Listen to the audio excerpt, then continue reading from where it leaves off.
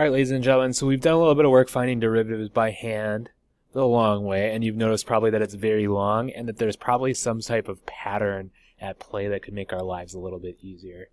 The nice thing about math is that when you recognize the pattern, you can use the pattern as a shortcut oftentimes. So that's what we're doing in this lesson. We're going to use a velocity problem to tackle this. And notice it's asking us to determine if the particle is speeding up or slowing down. And this is a review at this point. That means we need to check if velocity and acceleration have the same signs or the opposite signs. And I'm just going to make this note before we talk about the rule that v of t, the derivative of v of t, v prime of t, is equal to a of t. Right? So we need to take a derivative of velocity to get acceleration. So that's what we're trying to find is an acceleration function so that we can plug into. Now, we could use the definition to do this a long way, using our limit definition, or we could use our calculator to find the derivative using that Math 8 button. We're going to do something in between. We're going to use a shortcut, but we're going to do it by hand without a calculator. In fact, you should be able to do this entire module without a calculator, and the mastery check will be our first no calculator mastery of the year. So I've given you the rule we're going to use the shortcut we're going to use at the bottom of your page here. And I've written it in mathematical notation. This d dx just means a derivative. And then this gives me the rule. So this rule says we subtract 1 from an exponent and multiply by the exponent. So I'm going to make that note in words. I'm going to say it the other way around. We're going to multiply by the exponent, then subtract 1 from it.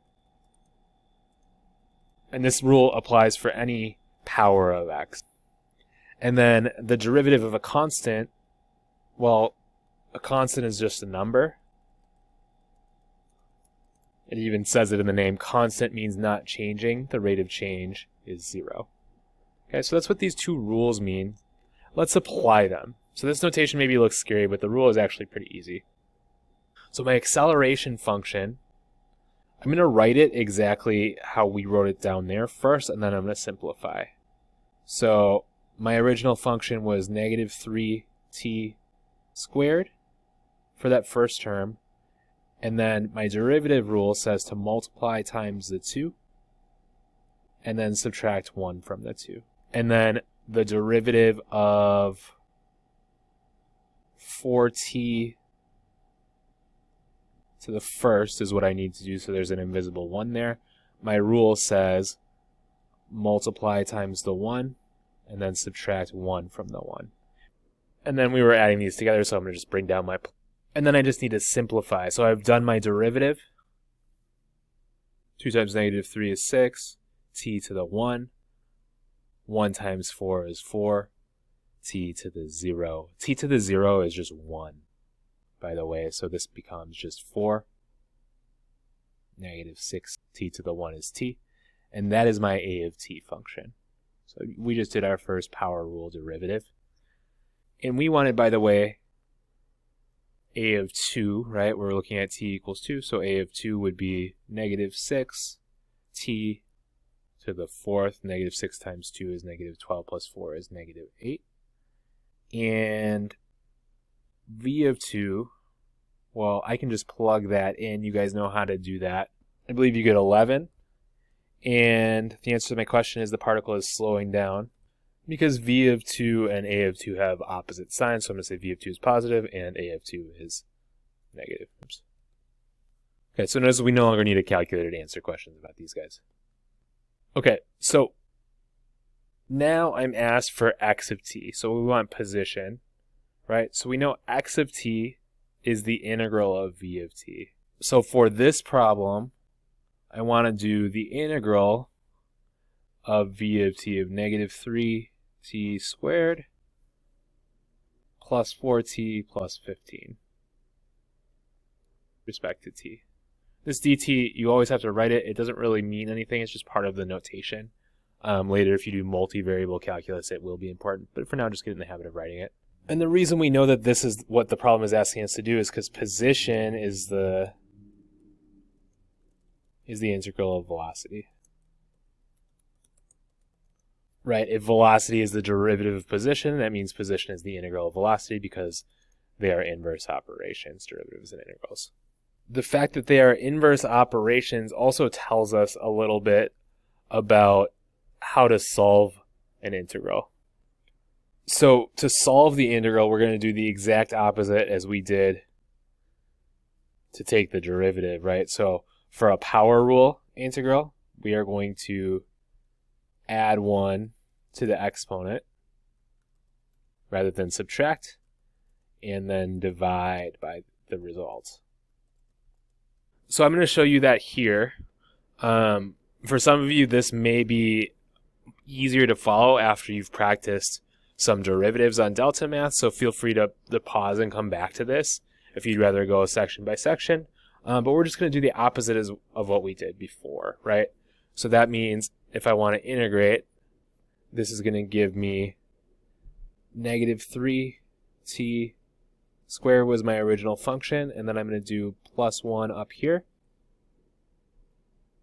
divided by 3, because 2 plus 1 is 3. And then I'm going to have, I had 4t to the first was my original function. I'm going to do plus 1 up here.